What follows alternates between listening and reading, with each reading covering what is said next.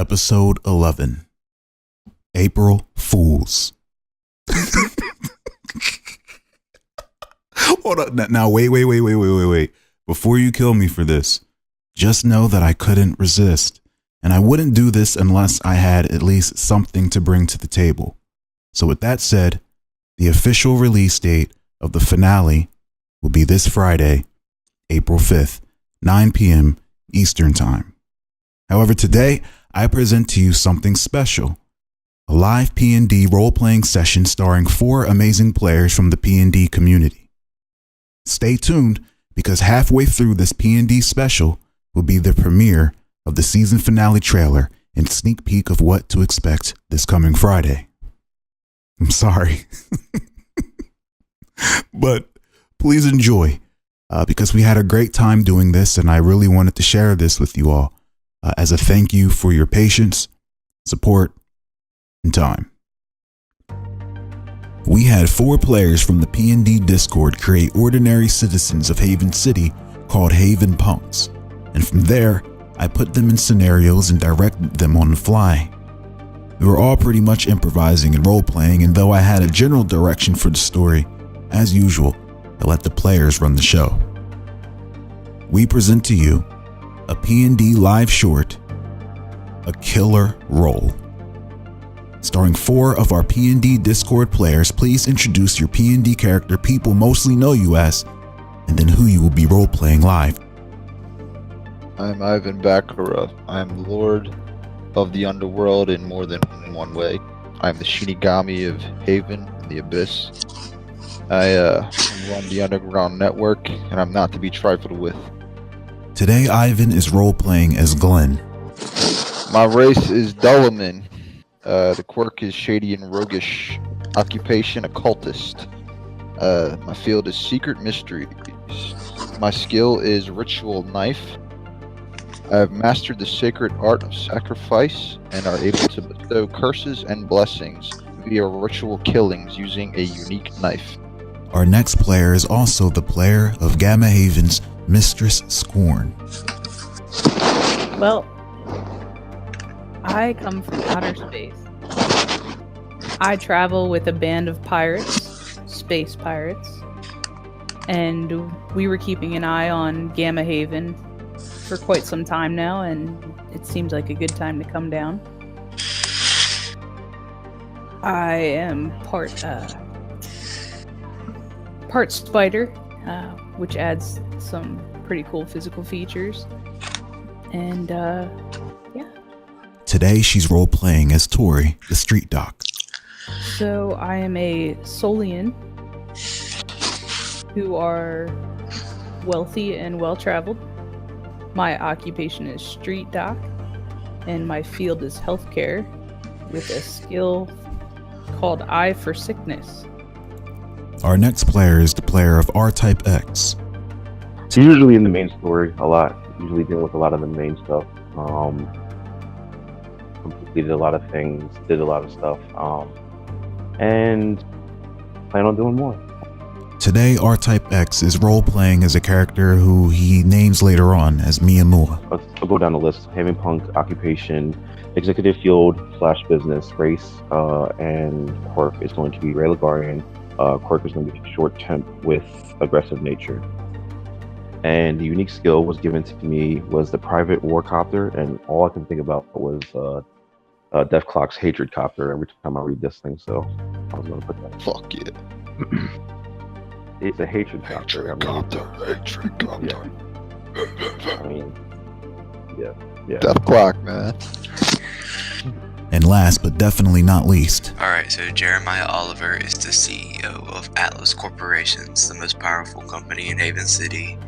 He has a killer handshake, 2 really awesome bodyguards, and he's a pretty cool dude. You should shake his hand sometime. Alright, and then for my HavenPunk, I am Damien Dimitri. His race is Psyquadrian. I don't know how you say it. His quirk is cybernetic enthusiast. His occupation is chemhead, field drug use. And his ability is modded Neuralink. And that's our cast. Enjoy the show.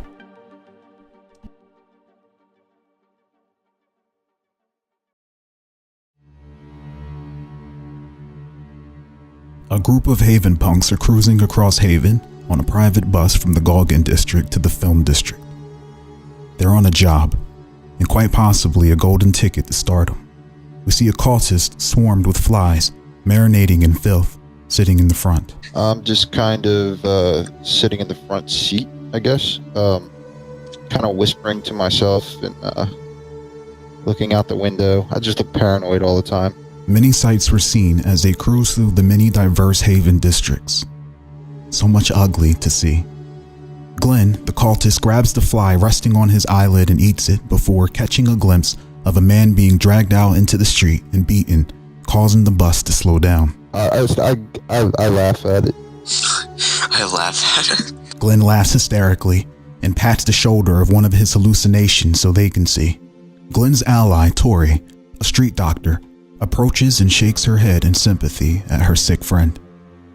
She then peers out the window to see what the commotion was about.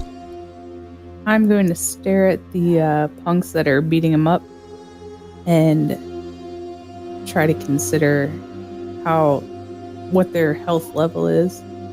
Tori had an eye for well-being. She could tell how long a patient had to live just by the pattern of their veins or the diameter of their nostrils as they struggle to breathe. She sees the man getting the brakes beaten off of him by Wang Gang thugs. She spots the burn wounds on his back. He won't make it. Tori begins to wonder if this job was worth traversing through District 9 for. She turns to Mayamuna, their manager, who's been on a hot streak of landing them some great jobs for the past few weeks. I'm most likely sitting in the back and just getting highly irritated that I'm not in my copter and this ride is taking way too long. Mayamuna looks irritated. She doesn't usually ride a bus, so she didn't factor this part in. Damien, a Psyquadrian Kimhead, gets a bit riled up when the bus begins to slow down as a man gets flayed out in the street. See, this is a stressful situation. Like, Damien he getting stressed out watching all these people beating up other people, so he's just gonna take a hit. Damien's cybernetic hind legs eject a small compartment filled with dozens of canisters. He doesn't even look and just grabs the first one he touches and injects it into a mask and takes a monster hit, bringing his heart to a slow yet manageable pace. Like, you know how people say, I take a hit of something? Or am I the only one that says that? No. Alright. I'm just saying it don't take much to stress you out. I think you got a real problem, honestly. I'm fucking stressed. Maybe he uses the stress as an excuse. Maybe he just does it to does it. I feel like that's probably going to be a running theme with the guy. Oh, yeah. What time is it? 3 o'clock? Oh, God. Stress the fuck out. Damien begins to calm down until he realizes it's 3 o'clock and this doesn't make things better. He reaches for another drug. Okay, so I have the robotic horse body, so there's a compartment on the side, the side of my horse body. It's a little drawer with little vials, and I can plug the little vials into a compartment on my head, and that streams them straight in. It's of green liquid. It looks like to be some sort of pharmaceutical, like a painkiller, but not something you should be using a lot. Watching Damien go on a panic-fueled chem binge, Miyamura debates if maybe for the first time ever, she overestimated her team's ability. I mean, this wasn't the usual ghost and roast or deal and heal.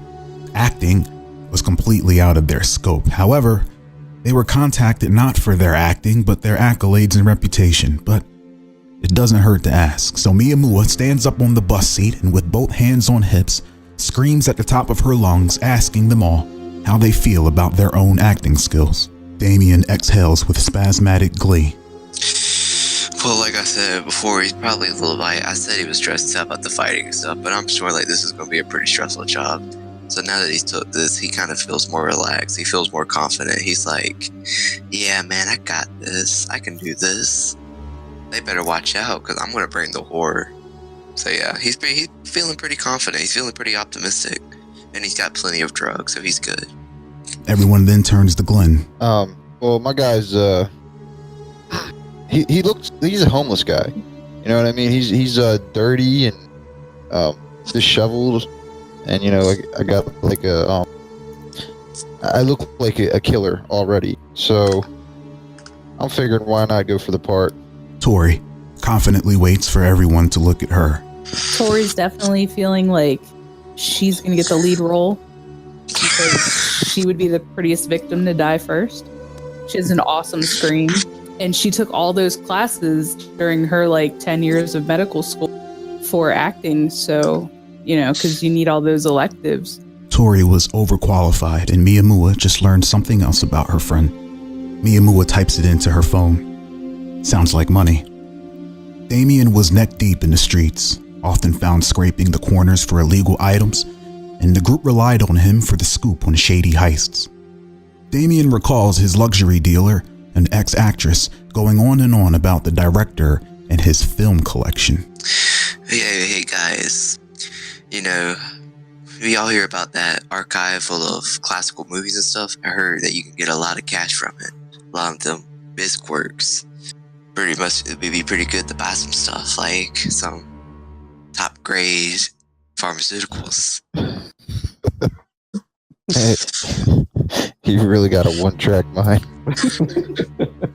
Tori likes where Damien is taking this and is already thinking 6 months ahead. And it would be pretty awesome to have the director pretty much get along with me very well and sign it over to me in our prenup. Honestly, I'm such a good actor, I should probably be the killer, and he would give me the archives. Because I'm such a good killer actor. You're killing it? Yes, literally. Damien poses. Out of jealousy, Miyamura tries to one-up Tori. Well, you should probably give it to me because I'm the one who brought you guys all together, and I know how to run the business. So, I'm basically secretly jealous of Scorn's character because she has all the acting capabilities and she's probably prettier. Damien's high-ass cybernetic horse body stumbles over to Miyamura. Dude, you got all the money. Let the poor people have a chance. I need some of that money. One of Glenn's hallucinations echoes the same sentiment. Miyamura deflects with her wealth. Top 1%, man. It's not my fault that you be riding helicopters and stuff. I gotta scrape by. I gotta buy my goods. Miyamura holds up her phone showing a picture of her baby, the Hatred Copter, being wiped down by one of Lectern's plebes. Hatred Copter can't pay for itself, so I need the monies. Why don't we split it all? Damien holds up his fingers. 25, 25, 25, 25. Because it's 4 of us. That was the correct amount of 25. Hold on, let me check my math real quick. You waste a lot of words, man. That was intentional.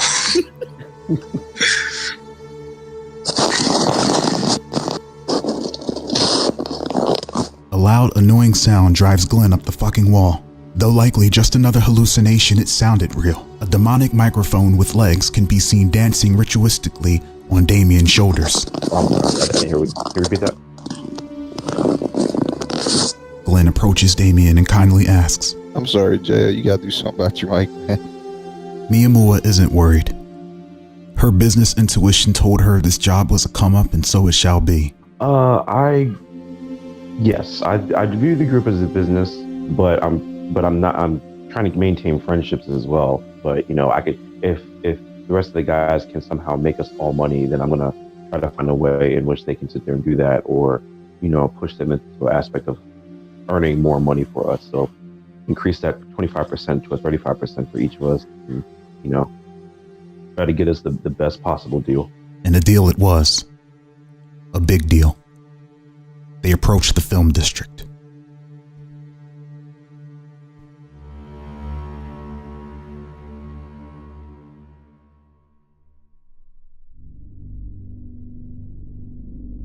The party pulls up to the desolate and abandoned outskirts of the film district where the set has been created. However, they weren't alone. Dozens of trailers can be seen lined up along with scattered groups of creepy and pasty-looking actors painted in makeup, dappered up in fancy yet dirty attire. They all turn in unison at the arriving acting troupe with forced smiles. Okay, so I go ahead and get some drugs ready. Because it's gonna be stressful. Miyamura shakes her head in disappointment of Damien.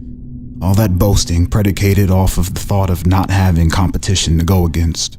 Yeah, he wasn't expecting competition. He kind of just thought it was going to be us, and that's it. He wasn't ready for this. Hallucinating, Glenn spots a line of 700 people, though there are only 2 there, and he waits in the back. I'm going to try and push Glenn a little bit further up the line. See if we can get his lovely homelessness to kind of make way in the line so we can get up a little further. The palpable, soupy stench of Haven City garbage bins part the sea of hallucinations. Tori pushes Glenn past the real actors as well, placing them in front of the line. All of the other actors see a line forming and all rush to it as well, as if their life depended on it. They all were gaunt, exhausted, and miserable looking, their flesh no longer vibrant with life and their eyes empty. Alright, so Glenn is going to use his big body to try to BS his way into closer into the line. He's like, "Oh, I'm so sorry, excuse me," move out of the way, and he's gonna jam himself in the middle. The large, intoxicated cybernetic centaur moves his way through the horde of well-dressed husks. And Mayamuna is pretty much on his on his 6, so when he gets through the line, she's just right behind him. But she's also taking note about the surrounding areas as far as what businesses and everything that happen to be around in the area, just for a mental note. Like fast food stands or anything like that, or any type of thing that looks like it could be tied to a corporation, small businesses, stuff like that, just to kind of get a lay of the area. I have a little question. Do I have some type of computer or small I guess a computer to kind of look up information on this particular area, checking the internet or something like that? Or Miyamura, the successful businesswoman she is, pulls out her life doc that has lightning speed internet no matter where she is in Haven City, and she looks up more on the film district in its past. She learns that as a division of Atlas Corporation's Atlas Films, they bought an entire district of Haven to use for their new filmmaking method, and creating 4 new movies from it. The new method was android acting. With androids, their programming could make them truly believe that they were these fictional characters with real emotions. Plus, with androids there could be real death, and that was so much better than people fake dying for films. However, while production started well, with great advancements being made on the movies, the androids began acting funny. It didn't help that all of the props and weapons were real. The androids began attacking the human production teams, developing their own consciousness and driving the humans out of the district. Since then, the androids have been quarantined in the district. But as the androids conflicted with their programmed identities and their developed consciousness wallow in the district, they became smarter and more determined. It wouldn't be surprising for them to break free any day now and bring their movie world to reality, ensuing chaos. The outskirts have remained quiet, but no one dares build any businesses on the outside of the film district. The director would have to be crazy to want to do such a thing. Tori is mind-boggled, her eyes squinted at every single one of them. I would like to know why people are moving in unison. It's freaking me out. So I would first use my skill to figure out if there's anything biologically similar between the entities that are moving in unison. Tori cannot find no correlation between the people who were moving in unison and the ones who weren't. Some had so much makeup on it was hard to tell which were to fall over dead. They looked wealthy, their clothes fancy, and Miyamura knew fancy and wealthy. The only thing was, their fashion was outdated, terribly outdated. Miyamura looks in disgust. Do any of them look like that guy or girl from the recent movie that this director just put out? This director is renowned for his grisly and gory films. He's also known to never use the same actor twice. Even the stars of his biggest films, High Noon, Galactic Terror, Zombies Ate My Mom, they don't even show their faces. 2 of them smile. Two of them standing in front of Tori, a man and woman, smile at her. Can I talk to him? They awkwardly smile at her, likely to respond. And say, "Hi, I love your makeup. Looks awesome. What agency are you from?" His jaws tight, his jowls rumble as he almost seems to be trying to pry his own jaws open with the will of his words, followed by relief. Oh, thank you very much. Thank you. No agency, none at all. No, your makeup looks awesome. Who does it for you? Well, it was done so good I never had to do it again. The man begins laughing, but his eyes don't match the emotion. Well, you did a very good job. Are you going for a role? I hope so. The actor's face trembles. A tear comes rolling down his cheek. Are you going for my wife's role by any chance? Huh? How can you tell? Well, there's only two roles. There's the one with the survivor and the one that doesn't survive. And they both are women, and you are a beautiful looking woman. His wife's jaw cracks open, and with concern in her eyes and a smile on her face, she asks again, you going for the one that survives? Definitely the one that dies. Oh, of course. Good luck. Oh, you guys too. Both of their faces go blank, then back to a smile. Their necks snap back into place, facing forward. Can I take a picture of him? Miyamura barges in and gets extra close with her phone in their face and snaps a picture of them with the flash on. Yes, question. Are any of these, zombified people near me? Damien's big-ass Iquadrian self looks down at a few as they linger around his legs waiting to get in line. Damien's gonna go to the nearest one and be like, hey, you don't look so good. Here, have a pick-me-up. And he just hands someone one of his spare palm files, and then he's oblivious. He's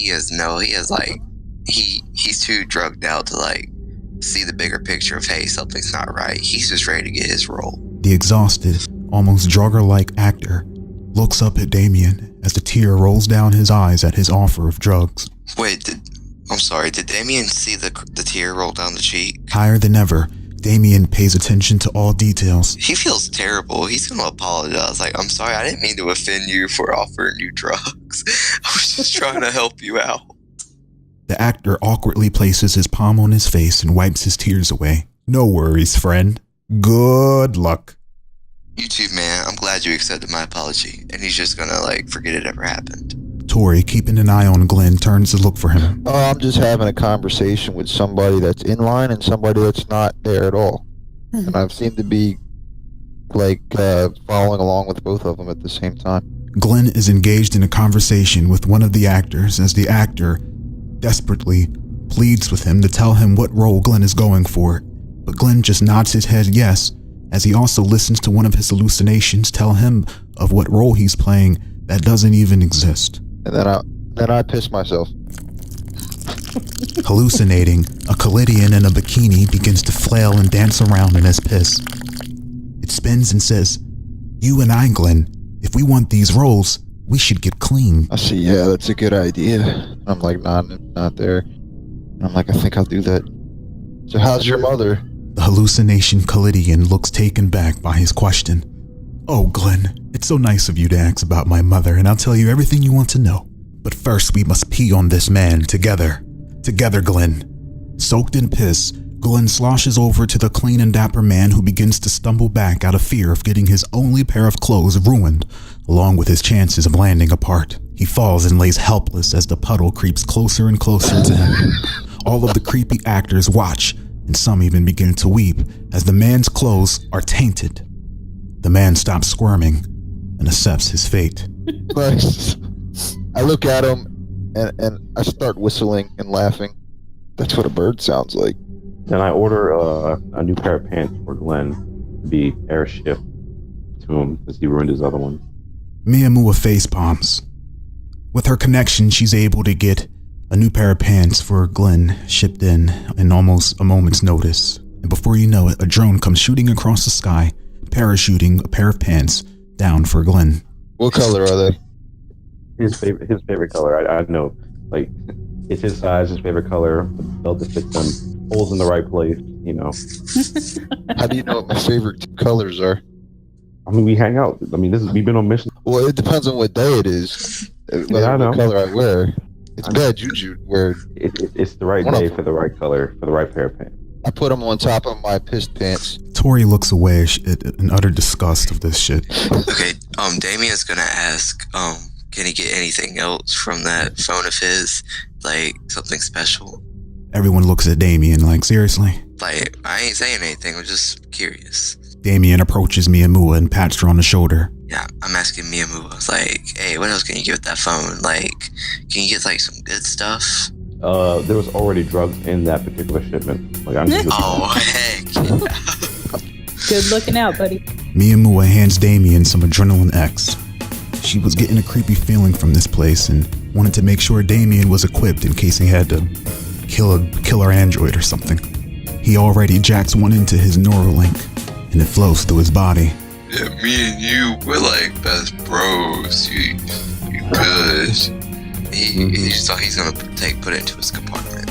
I'm pretty sure Miriam was on the call right now. Like she's just so used to him asking for drugs. Suddenly a limo pulls up, and hopping out of the limo are several bodyguards and the co-director.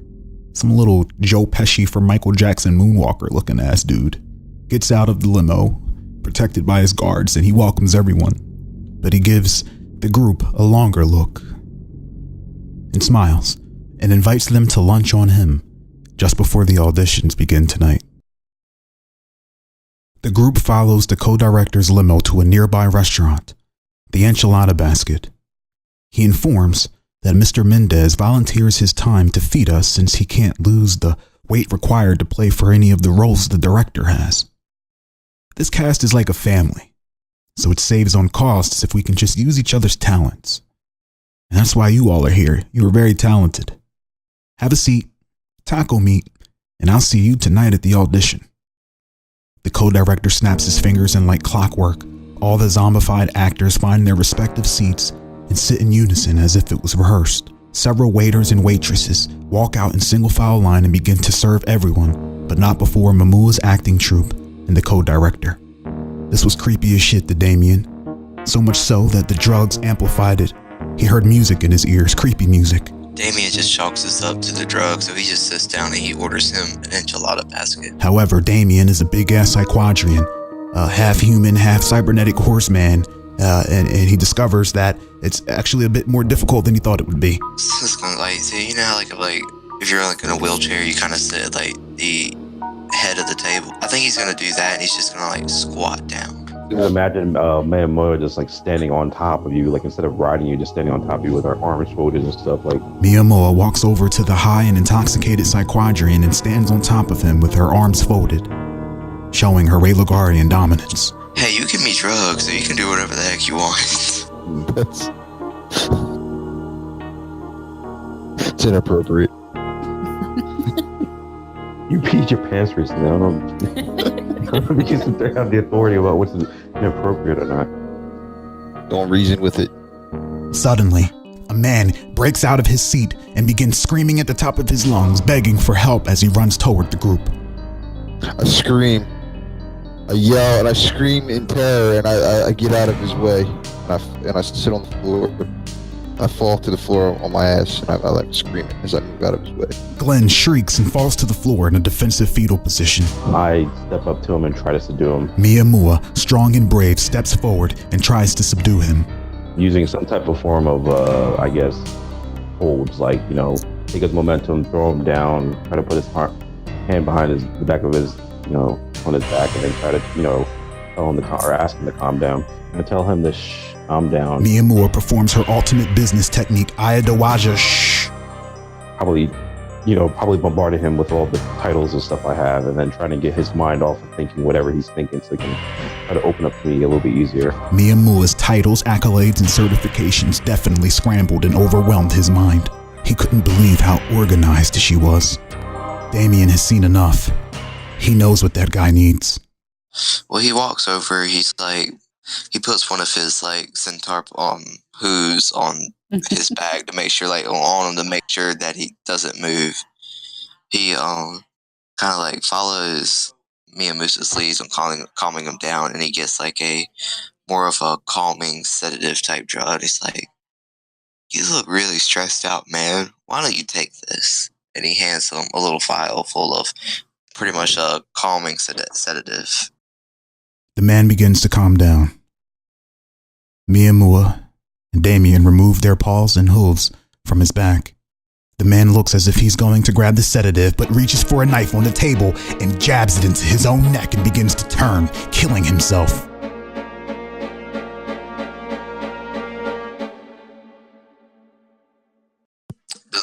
Does any of the blood get on Damien? You damn right it did. Okay, he don't care. He just saw suicide. He takes the sedative and just chucks it. Oh god. Yes. He's Tori's like, gonna edge to the door. He's like, oh heck no, we ain't doing this. Tori has seen enough. She begins to move closer to the door. The co-director stands up and wipes his hands. He calmly walks to the entrance and orders the guards to pick up the man's body and haul him off. The co-director turns to everyone and tells him he'll see them at auditions. I want to take note of the license plate. I guess make a model of the car license plate. Just some basic information on the car that they have. Miyamura runs out and runs the license plate on the vehicle. She then looks down at the blood on her suit. While also ordering a new business suit. Gotta look for that audition. Get some more drugs, please. The party is pretty hungry and they haven't eaten for a while. They all find a table and order an enchilada basket. However, Glenn... I sit down with somebody else at somebody else's table, and I eat their enchiladas. Straight ruthless. The actor still makes the motions as if eating an enchilada. And after a moment or so, it turns to Glenn eating his enchilada, and he smiles. I don't know when the next time I'll be able to eat, but enjoy, and good luck with your role. I'm smiling at them and, trying to have a conversation while I'm eating their food that they ordered. Suddenly, a muscular, 7-foot-tall woman with pink hair, tank top, and baggy pants comes waltzing into the enchilada basket. Every step sounds heavy. The entire restaurant shakes. The stool looked like it would break if any more weight was put on it. Okay, question. So, she walks very heavy, but she doesn't look heavy. When she sits down, does it look like there's a lot of force being put on the seat? Yeah, something's off. And she does not look overweight. She's tall and chiseled. It doesn't look right. That's weird. Okay, that's weird enough for Damien to notice. He's gonna investigate. For the first time, it wasn't because he was high, but he notices that everybody is acting strange since she entered the room. Alright, so he's gonna go over to the android. He's like, hey, I just wanna ask what your secret is, because you look fine. You got any tips? The woman turns to him with the enchilada in hand and squeezes it, cheese melting down her wrists. You'll never look like me. If you're going for the killer role, you should stop while you're ahead. It isn't worth your life. Damien's surprised. Look, you need to chill. You want some drugs?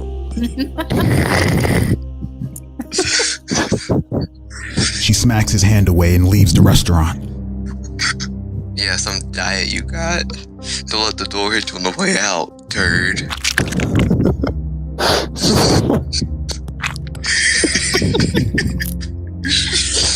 Yeah, that's right. You better leave. Next time on Gamma Haven. We see various Haven Gate agents with tense and concerned faces. Tempest, Jacob, and Vimius stare upward at a holographic war map displaying Vimius's planned warpaths, each with their own respective probabilities of success. No matter what their strategy was, they weren't stoked about their odds. Many were on edge. We pan across the Haven cityscape and see G-types suffering in the streets, left crippled by malignant mutations caused by the Nox virus unleashed upon the whole planet. Androids that were once deactivated are now filled with abyssal life forces, some civil, most hostile. Many were in turmoil. Epony, Ali, Cervantes, and her dozen pirates sit in a circle surrounding Rtype X, meditating with the king. We see bright light enter into a large abandoned factory, and the dizzy wizard opens the front door, steps in looking around in amazement. We cut to a jolly and drunken bunch of pirates sharing laughter with John Musketmouth as they accidentally and repeatedly splash beer all over Serenity, who's sitting beside them in an obnoxious crossfire. Some were at peace. Resonoc's eyes begin to glow red as we see Ivan place his hands on both of his shoulders and whispers into his ear, stirring up a deep hatred. The ground trembles when he pulls the fist of the Endless out from under his cloak. Some were deeply troubled. But on April 5th, we see Death Dude with a cold grin holding a serrated edge to Nam's baby's neck. In between he and Nam herself stand several enemies, including Geneva, the Queen of Darkness. An expressionless Nam Kai begins sprinting toward Death Dude and his minions, along with Javko Mas and Alex Crow by her side. On April 5th, Noad claims what is his, where Haven Gate takes back what was theirs. We cut to a psychotic Yin Nagamoto with bloodshot eyes wielding a twistedly powerful katana empowered with a malicious energy, standing beside an army of Nagamoto clansmen who all appear psycho and under the influence of his dark weapon. We see several Haven Gate mobile suit mechs rocketing through the sky toward Nox's satellite in space, leaving the planet's atmosphere. Poke Turner laughs while holding Amelia and Rose hostage on the Viaduct Railway as the Viaduct comes speeding their way at breakneck speeds. Poke's idea of fun was driving the girls mad. Ivan flips and evades Starrift's onslaught on John Musketmouth's ship as fire rains from the sky. Starrift tackles Ivan down the steps of the deck. We see Serenity sprinting through the flaming deck as pirates try to capture her but are eviscerated by sentient chain sights spiraling from out of the void. Kadric looks down from the pyramid as Nebu's greatest heroes approach him, Obelisk cracking his knuckles. Kadric smiles as his scepter begins to channel death energy from the slain Nebi brethren littering the streets and canals of Nebu. Henri Gosselin clashes blades with Yin Nagamoto, his own armor glowing with chi energy.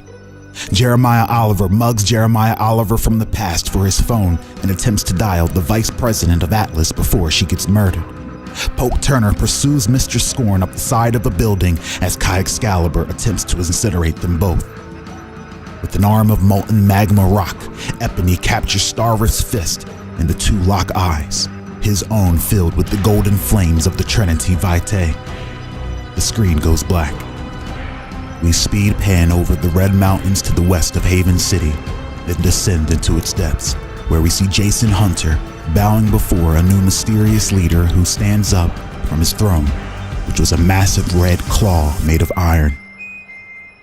As he stands, his entire army of ironclad warriors raise their weapons in alliance with Nox Corp. On April 5th, closure will be had as fates are sealed in darkness only after truth is brought to the light. We see the Beast King, Yaga Makai, look down upon Nebu in Haven City from the realm of the Beast Gods. It was hard to fathom how creation so beautiful could become something so corrupt that its creator must undo what it did. Yaga Makai raises his hands and begins to create Yaga Born, allies forged by the elements around him to assist with his godly task. April 5th, Gamma Haven, Episode 11. What comes to the light?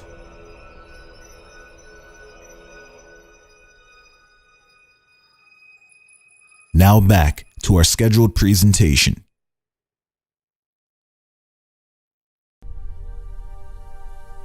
We see our HavenPunks waiting in line for their turn to audition. Miyamura has her lines memorized and prays that her team knows theirs. The more of them that landed their role, the more renown their squad would get, and the more jobs that would come their way. Suddenly, the door opens and out walks a young man whose eyes are swollen from tears, but he wears yet another forced smile upon his face. He turns to Miyamura and Tori and wishes them good luck. The co-director walks out and invites Miyamura and Tori to head inside to go over some mock scripts, but the director specifically requested to sit in on theirs, as he specifically asked them to cast. Tori and Miyamura wait and wait, as a whole 15 to 20 minutes go by before the director actually arrives. Miyamura wants to explode and has some words for the director, but she didn't let her temper ruin the group's money, and walks the director. A suave, elderly man in a blue suit.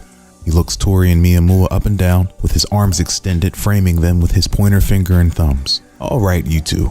I know you aren't professionals, but I want actors who actually face death on a daily basis. You just gotta be able to act a little, but never mind my expectations. Please begin. He turns and asks Tori to recite her line. No, you cannot have my soul. He looks impressed. He turns to Miyamura for hers. And then Miyamura says her lines like with tonal issues and super loud and like, almost like a Saturday morning cartoon villain mixed with like the witch from like Snow White, like, aha, my pretty, I will be taking your soul there. The director looks so amazed by the acting ability of these two. He even begins to blush. I have defeated you. Oh, soul stealer. The director's dying from anticipation. No. No. Ad-libbing and shit. The duo wraps up their phenomenal audition and is asked to bring in the one who is next. So I'll tap Damien's haunches. Like, it's your turn, man. Nodding off. Thank you.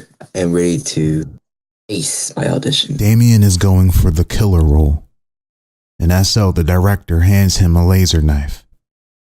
This particular scene involves him twirling the laser knife flawlessly. The director wants to see his moves. Can I just make a statement? Damien has taken a buttload of drugs in preparation for this. Like, he is so high and wasted right now. He should not be playing with a laser knife. Both the director and co-director sit in their chairs waiting for Damien to begin. Damien just stares in silence. He doesn't realize that it's time to actually go yet. The director looks at his watch and asks Damien to begin. Oh, okay. I got you right where I want you now. Was that good? The director nods his head yes, but wants to see him do more with the laser knives. Oh, Lord. His hand starts to shake a little bit. And he tries it. He tries it. He goes all in. Damien's hands shake. He was incredibly nervous and high. He begins to twirl and spin the knives, and not even a second in, he slices off 2 of his fingers. Oh, God. Okay, Damien immediately... It's like, okay, I know this looks bad, but let me tell you the reasons why I should be killer. Step 1, I'm unique. Name one killer that has a horse body. You can't, can you? Exactly. Number 2, I do drugs. I am smart, well, maybe not smarter, but I am faster and stronger than all the other victims. Number 3. Did you say victim? I'm loyal and obedient. Horses are obedient animals, like park horse. You know how valuable obedience is? And maybe I cut off 2 of my fingers. That just makes me more unique, so I should be killer. That's a good argument. The director considers this and tells him that he did a great job. As Damien walks out and walks, the tall, muscular woman from earlier at the enchilada basket. She's in full costume, mask and all. She also was going for the killer. Even when Damien had his bloody hand and he's walking out, he's like, nailed it, as he's talking to his to the health officials, and like they're bandaging up his hand. And like, does he like see this fat lady at all? She's not fat, she's just really tall and muscular and heavy. Well, like the skinny lady who acts like she's fat, like Act like he's fat. you know what I mean. The tall, angry woman gazes at him as he walks by. She's like, okay, I think Damien's like, better watch out. Just aced it. Look at my hand. And he shows him the hand with the 2 missing fingers. She looks at him in pity. Yeah, that's what I thought. The gentleman who auditioned earlier comes running back, frantic and highly distressed, out of breath, as if escaping bondage. He shouts out mean and hateful things about the director, his movies, his talent, and wishes him a slow death. The director looks at him with a blank face, unmoved by the utter bitterness. The disgruntled actor turns toward Glenn. You know why he wants to do punks in his terrible, boring films? It's because... But just as he was talking, the director signals to the co-director, who reaches into his pocket. Suddenly, the large woman lunges toward the actor, talking reckless, grabbing him by the throat Before any more garbage words could hatch from his mouth, the director, now flustered, shoots the woman a stare as if to say, well, go on. The tall woman rips the man's tongue out of his mouth with ease, then strangles him to death with it. I applaud. Damien is so out of it that he thinks that this is her audition and just isn't impressed. He looks like he has like a I told you so face, like amateur killer right there. No real killer would have done that. I should have been the killer. He's bitter. The director puts his hand on Glenn's shoulder and tells him to come in and wrap up the audition. He then realizes there's something gooey on his hands and that Glenn smells like piss and penicillin. The director can already tell which role that he needs him for. We cut to Glenn and the director in an intense stare-off. The director, in deep thought, pondering the best script for Glenn. He finally figures it out and hands it to him. It's one of the more advanced and difficult roles, but the director saw something in Glenn. He believed in him. The director holds up both of his hands, framing Glenn. And action. I just stare at him. I don't move. The director paces the room back and forth, watching the spectacle from all angles. I stare at him the whole time. For eye contact. The director and co-director look at each other. They can't believe how perfect he's nailing this role. The director takes his coat off and asks the co-director to open the window. It's getting hot in there. I just stare at him. Come on, take us home, Glenn, the director says to himself. This is an opportunity for Glenn to end his audition on a high note and flourish. One of his hallucinations points toward Glenn's pockets. Glenn understands the signal. Alright, so I reach in my pocket, I pull out some beetle nut, and I chew it. Wait, what's beetle nut? It's like that shit in Asia where they chew it like it's like a habit. It's like nicotine, and it makes your teeth red. It stains your mouth. Glenn pulls out some beetle nut directly imported from Dorinthia. So I'm chewing on that and I'm spitting it. The co-director and director lose their minds. Even the co-director is trying not to touch himself. The director applauds and tells Glenn that he definitely has the part. I say, thank you, and I like nod and I walk out. After witnessing a casual murder on set, Tori and Miyamura have been hard at work trying to figure out who the hell this director was. Miyamura uses all her contacts and all her many cell phones to research. Maybe I can try to look up any information on the director, where he's worked at beforehand, any type of situations that he's been in, if he's been tied to celebrities or anybody who, does he have a social media account, just basically looking up, business hunting on the director and I guess his dealings, and so trying to find as much information on him as possible. Miyamura uncovers a little more about her client. In addition to being a renowned film director for award-winning underground slasher films, he is also just as controversial, as he is linked to dozens of unsolved missing persons cases and murders, all tied to his film productions. Several conspiracies have been born from the fact that he has never used the same actor twice. Also, why are all his films always shot in isolated areas in and around the quarantined film district?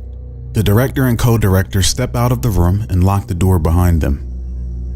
The large muscle-bound woman approaches the co-director and damn near crouches to her knees in order to kiss and hug him. It seems as though the little nerd and the Goliath were close. No wonder she was so confident in netting the role as the killer in the film. Tori was a romantic. Many have died on her lap and many have survived. She knew what true love looked like in every capacity, and there was nothing natural about their chemistry. The director congratulates them all on their auditions and announces his picks for the roles. Tori, Glenn, and Miyamura all earned their parts, even Damien as an additional killer in the film. He then looks at the other actors with a sinister grin and tells them they will still be in the film and will make great victims. All of the actors nod in unison, then all walk past our HavenPunks in single file line, wishing each of them good luck. They all make their way to their trailers and close the door at the same time. Tori notices one struggling at their doorstep. It seemed like half of her body wanted in and the other wanted to run, resulting in what looked like a severe muscle spasm. She holds tight onto the railing as her legs walk up the steps until finally she gets herself together and smoothly moseys on into the trailer to go night-night. The group thought this was extremely weird. The director invites them to his home tonight for a celebration dinner. He wants them to sleep on a full stomach because shooting will begin in the AM. He, the co-director, and the tall, muscular woman who acts fat gets inside the vehicle and they depart. I tell Tori, because I think Glenn and everyone else is kind of in their own world, but I let her know what's going on and ask her to try to keep her I might be saying this wrong, her sicko vision, her keep her eyes peeled. Sicko mode. I mean, not tell her, but ask her to sit there and help me with trying to look out for everything and just kind of like, I guess, talk with everyone about how they feel, about how the people have looked, what's been going on, how the people have died, what they feel about this information. Does it make sense for us to stay here money-wise, stuff like that? Just get everyone's opinion on how we should move forward. I pull out a small animal that's just the most adorable thing that you've ever seen in your life. It is like the epitome of innocence and just adorableness. And I take out my knife and I stab it. And I hold it in my hand. And as it dies, I whisper to it. And what I'm doing is I'm using my skill of a ritual knife to bless us with good luck. The gleam from a ritual knife comes shooting out of Glenn's tattered pockets, and he impales a little baby porklum. Who are you giving good luck to? Everybody, the party. It doesn't say specifically, like... Did Damien see the murder of this cute animal? I've been doing it in the open, and I don't really. Oh, gosh. Yeah, Damien's done. He's up to here with BS for the day. So, he's just gonna go to his little room. Stressed him He's out. just gonna rethink his life. Damien hates it when Glenn pulls that weird survey day shit, and he walks toward his own trailer, likely passing on dinner. Tori and Miyamura decide to investigate by inviting the other cast members to their trailer for a little casting party. But I figured that since they're always standing in line waiting to be cast, then they would go to a casting party. Yeah, is it like I guess a clever way of trying to get the people out of there? Because probably just to save them, but also a defense mechanism, because it feels like these people can switch, on a dime. So I don't want them to switch on us when Up in the air. Yeah. Tori and Miyamura approach the doorway of one of the trailers. The front window's blinds were open, and the entire trailer interior was visible. Tori peers in and sees 3 fully dressed actors laying on their backs on their beds, stiff and with their arms glued to their sides. Their lights were off, but they weren't sleeping. In fact, their eyes were wide open and were looking directly at them both. Their eyes were googly, and they blinked rapidly at them as if it were a universal sacred language. Can we go through the window? I tell Tori to stay outside and be on the lookout, and I want to go through the window and then look around the area, also keeping track of the person's eye movement. They're locked onto me and everything. Miyamura cautiously enters in through the window, with Tori watching her back. I want to look in the trailer itself, as far as like the lived-in conditions, as opposed to does it look like someone is actually living in here? Does it feel like someone, just a... I guess I want to sit there and take note of what the trailer actually looks like. The trailer looks empty, old, it's cold, and there's nothing in the refrigerator. Hell, the refrigerator doesn't even work. I'm still whispering to this the creature that's dying in my hand. I'm blessing us with good luck still. Glenn, hunched over the sacrificial animal, continues to chant quietly, in turn blanketing his party under an unseen veil of luck and prosperity. A simple, yet dark, cultist ploy. Is there any type of paperwork or any type of tech I can look at and use or extract any information? Miyamura uncovers one of the auditioner's profiles tucked under a desk lamp. She examines it and identifies the woman in the picture to be one of the lost actors from a decade ago, looking much more older and decrepit with a makeup job that tries its best to cover it all up.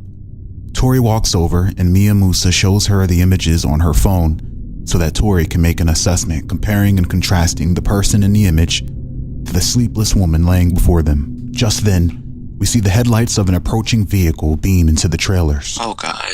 It's the director's vehicle. Oh heck no. Oh heck no. Hey, real quick, is there a possibility where I can sit there and either live stream what I'm seeing to I guess like secure channels or something like that, like, you know, through security measures, or like to police, or at least record the information of what I'm seeing? Mia Musa knew something was about to go down, so she begins to live stream and capture video of the trailer full of missing actors. Getting out of the vehicle is the director, the co-director, and the tall, muscular female going for the killer role. When once he sees the killer, he's like, good, you're here too. We're ending this now. I'm getting the killer role, and I am willing to do whatever it takes. The directors look at each other as if to say, who's this man talking to? I'm talking to you directors. You think you know what you know? But let me tell you something. You haven't met Damien. And I'm gonna piggyback off of this real quick, and I'm gonna basically say, I'm gonna, like, obviously I've been seen coming out of the trailer, but I'm gonna sit there and use the moment where he's sitting there mouthing off at them to get out of the trailer and kind of follow, you know, get behind him. Mia Musa hears the racket going on outside and makes her way over. Glenn continues to chant, holding the dead rodent close to his chest. Yeah, I'm just whispering to it. Yeah, as it dies, its life force is sacrificed to make something happen, hopefully. Damien's really hoping this good luck comes to fruition. I would like to know what type of attitude the directors got out of the car with. Tori observes the director's expressions. They don't look happy and appear highly suspicious of the party. So I see you all have gotten acquainted with the other actors. They're method actors and never really know when to turn it off. I know, they're extremely dedicated actors. Extremely. They're doing an amazing job. They try, but there's something special about you that I see. In fact, so much so that I have a new role for you. So I totally give this like flirty, like, ha, oh, you shouldn't say that. Oh, my ego's big enough. The large muscular woman gets jealous, and though her face was covered by the mask, you could see it in her shoulders as they tense with bulging muscles. Damien's coming to BS. He's like, nah, man, I ain't not happy with my role. I ain't want that mask. That mask looks awesome. You're going to give me the role. I don't care how dedicated those actors are. I'm even more dedicated. The director looks devious. Ah, I love your spunk, and I was thinking the same thing. How about we do a little improvisation? To channel the real killer in you, you must first master the art of being a victim. With me as the killer? The woman steps forward. No, horsebot. The victim. I would like to interrupt and sit there and say, like, wait. I thought we were promised, like, you know, a dinner. And everything. Let me have this. No. I'm gonna tell Damien to shush and pretty much basically try to say, hey, I want, you know, I'm hungry. I haven't eaten in a long period of time. You know, all this acting and this stuff, you know, makes me extremely hungry. So before, and you know, I'm pretty sure enchiladas. Yeah, and I'm pretty sure that you can sit there and get a much better performance if we had you know, we're, you know, I guess fed. So I'm trying to hopefully convince him to take us back to the place he told us about, and, you know, wait until dinner's cooked. Miyamura is picking up some bad vibes and tries to change the scenario with her diplomacy. Damien didn't get it. He was dedicated. He didn't want dinner rolls. Well, you know what I'm hungry for? The serial killer roll. I shoved drugs in Damien's mouth to shut up. I super elbow Damien in the side. Tori super elbows Damien in the side, and Miyamura shoves drugs in his mouth. Ow. Shut up. No. This is what we call a moment, and your friend is in one. Gold can be made from this scene. Let's take advantage of it. Makes sense. Let's do this. Good. In this scene, the killer kills the victim and its friends. The towering woman retrieves a laser machete from the vehicle and begins approaching Damien. Okay, so I'm going to use my modern Neuralink ability, and it says that it pumps mind-altering drugs into your brain that makes you emotionally fit for any circumstances. So what I'm going to do is I'm going to pump some drugs to my brain that will basically make me more reactive and ready to take on this killer. Like, think about like Jet, like from like the Fallout series, like make time a little bit slower, like to me, like so I can dodge easier. Got some AP. Yeah. So that's what I'm gonna do. I'm gonna like. Damien shoves several syringes of ferrolemia into his neck, giving him enhanced adrenaline. His eyes turn bloodshot, and he's on his P's and Q's as the woman swings the machete at him, but he dodges it. I'm gonna steal the killer's mask. That's what I'm gonna do. Another pump from the Neuralink goes into his brain, giving him another burst of reflex, and he pulls the mask off of her head. Yes. And I wanna wear it. Damien places the mask on his face to prove that he should have the killer role. Suddenly, all the actors leave their trailers simultaneously and begin marching towards Glenn and the party holding dangerous, sharp objects. Approaching me. Like hostile zombies, they move with aggression, but their faces look sorrowful. And I just grin at him, and I'm nodding as I look at him. All of them begin chanting the phrase, good luck," repeatedly while winding their weapons back. As they continue to say good luck, I just take that into my chanting to hopefully boost even more luck, because they're helping me chant at this point, right? Glenn couldn't agree more. He goes, yeah, good luck, yeah. Tori looks back at Miyamura. Yeah. So I'm gonna ask her, like, whispering to send our location to the cops Yeah. over her phone. Comes Looper. Miyamura dials the Western Ward Constabulary. And then I'm gonna be like, oh, I'm sorry, Damien. I'm so sorry. I'm like getting in your shot. And I'm gonna try and back up towards the co-director. Tori begins to sneakily get closer to the co-director. One of the strange actors charges at Glenn with a fork in her hand. Trying to stab me with kitchenware. Okay, I'm going to try to like crawl between their legs or something. So I'm in a sitting position. So I'm gonna try to get behind them. Glenn giggles at their uncoordinated, clumsy walk, sits down and rolls under their legs. I'm going to laugh hysterically and backstep. Hopefully they miss. Another actor stabs at him with a steak knife from behind, but they step on a rock and fall to the ground. Lucky Glenn. I'm going to be recording Tori and getting a shot of the co-director as well. As she backs up closer to him. Miyamura captures evidence to use against them in court to sue them in their establishment. Yeah, the police is a silent call, almost to pretty much just to live stream what we're seeing. She live streams it and everyone sees it. It even gets a spike in views when Ali from Ali's World begins to stream the live stream. Is there any way I can pump some drugs that will give me like some strength? Now with the mask on, and to help him channel his inner killer, Damien begins to pump some more drugs into his own brain. So Damien's like, you ain't get rid of me that easily. And he puts some more of those adrenaline high reaction drugs and then some strength boosting ones. And he's going to gallop and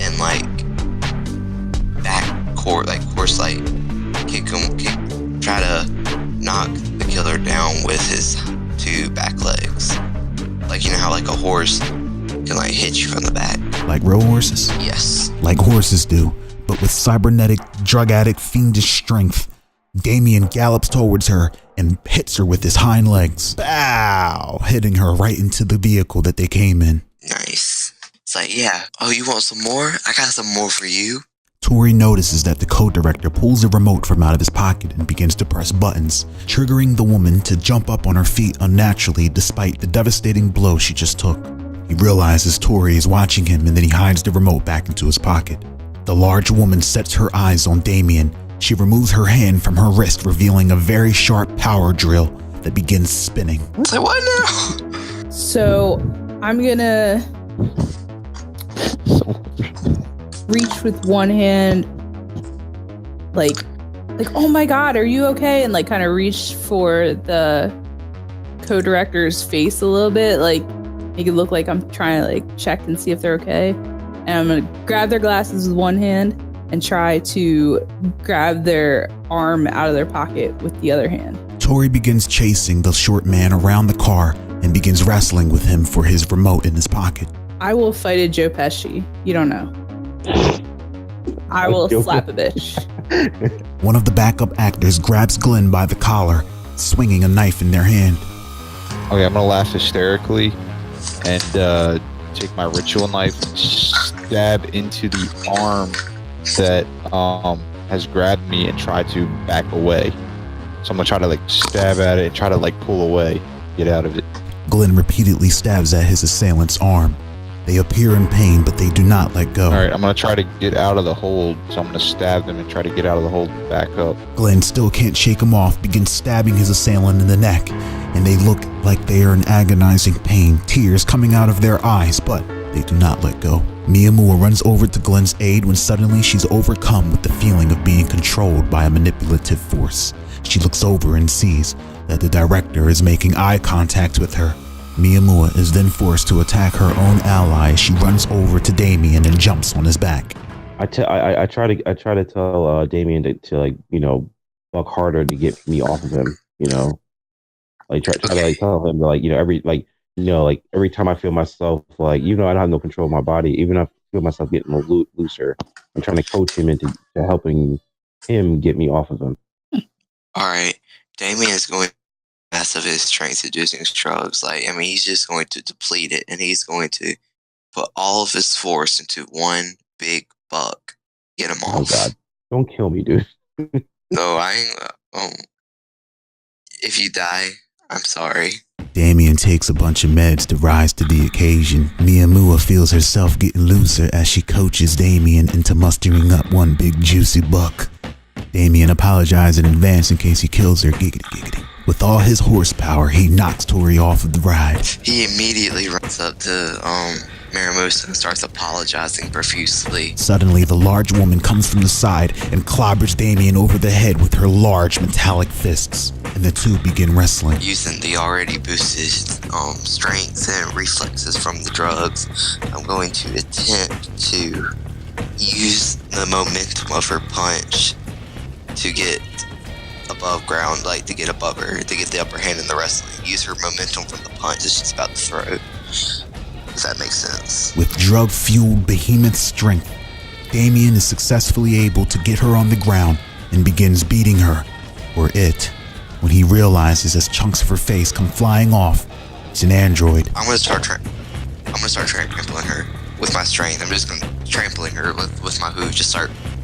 Tori catches up with the co-director and tackles him into the car and begins wrestling him for the remote. I'm gonna reach down and start bending his fingers that are around the button thing. Who, me? I always wanted to do this shit because I'm like, I always wanted to be a killer in the movies, and I knew I was never one of them. So I'm gonna go for a huge bite down where his jugular vein is. This must have been one of those golden moments the director talked about as Tori begins to channel her inner I killer. always want to do it. Man, Damien's now mad at you. He's stealing his thunder. Because I've pictured this the whole time. I was like, I should go for the killer role, but no, I'm never gonna get it. But I've been practicing. Tori's been practicing this move as her mouth is filled with neck meat in the throat, blood all over her face like a mad woman. She's living her dreams right now. Tori savagely mugs the co-director as he crawls away with blood gushing out of his neck. She retrieves the remote from him and deactivates the android attacking Damien. The director sees all that has happened, jumps into cars, and begins to escape. Okay, I'm gonna regret so much, but Damien, he in a fit of heroics and a little bit of stupidity, as the car is moving, like as the car is driving away, he's going to run in front of it, ram it, and basically try to make it unusable, like totally flip it over, make it to where he can't leave, and the director is trapped. You get what I'm saying? Like, he's using his momentum, his force to stop the vehicle. Damien gathers his momentum and tackles the vehicle, lifting it off its wheels. Can I get the laser knife that the android girl had dropped and use it to try to okay. I'm gonna grab the laser knife and try to back up. Miyamura, with a broken leg, crawls and reaches for the laser knife to fend herself from the actors attacking her. One of the attacking actors plunges their kitchenware into Miyamura's leg, causing great pain. Meanwhile, the android gets up one more time. Its entire torso turns into a giant gun turret and gets ready to wet everyone up. Using the last bit of strength I have, I'm going to yank the director out of the car and use him as a meat shield. Miyamura sees that her entire group is getting ready to get killed. That's a lot of money lost, and she gets fed up and says, fuck it. I'm calling the hatred copter. She dials buttons into her phone, and then before you know it, a giant war copter comes flying over the buildings with heavy artillery and begins unleashing rounds upon rounds at every enemy in their wake. Nice. The war copter makes a U-turn and sends one homing rocket into the android, blowing it to smithereens. Let's go. Miyamura's hatred copter devastates and rains death upon all of the cast members, their blood raining everywhere. Yeah, so as the bodies are blowing around me, I'm like dancing in the blood rain, and I'm laughing hysterically. And I'm screaming, no, stop, stop, stop. The last body drops to the ground. The smoke clears, and the war copter shines a beacon on their area, letting the nearby officers know their exact location, as sirens can be heard in the distance. Moments later, Western Ward constables arrive, and they come to Miyamura and her party's aid. I'd say send medical assistance as well, and probably give them a brief report as to what my current condition is, medical condition is. A peculiar constable vehicle pulls up, and getting out of it we see Luperkin with handcuffs and a large cannon in his hand. He's ready to make arrests. In the party's attempt to make a few biz quirks off of an acting contract, they indirectly capture a wanted man, a G-type capable of manipulating his victims like a puppet, forcing them to act in his snuff films, being killed on camera by a killer android that he purchased from the black market. Luperkin asks Miyamura how they know he was here. Miyamura smirks and says it's our job to know. She hands Luperkin their card and tells him to call them when they need some work done. Looper considers it. The Western Ward could use some uncorrupted, new fresh faces. That's when Glenn runs up smelling like piss, shit, mud, sweat, and blood, and stows away the dead animal carcass in his pockets. With one look and sniff, Looper declines for now and heads back to his vehicle with the director in the back seat. I go up to Miyamo. I say, "Hey, how did you like me? How did you like my acting? I played the crazy guy." Gosh. The screen pans up as we see the cityscape of Haven, an ugly city, and it fades to black.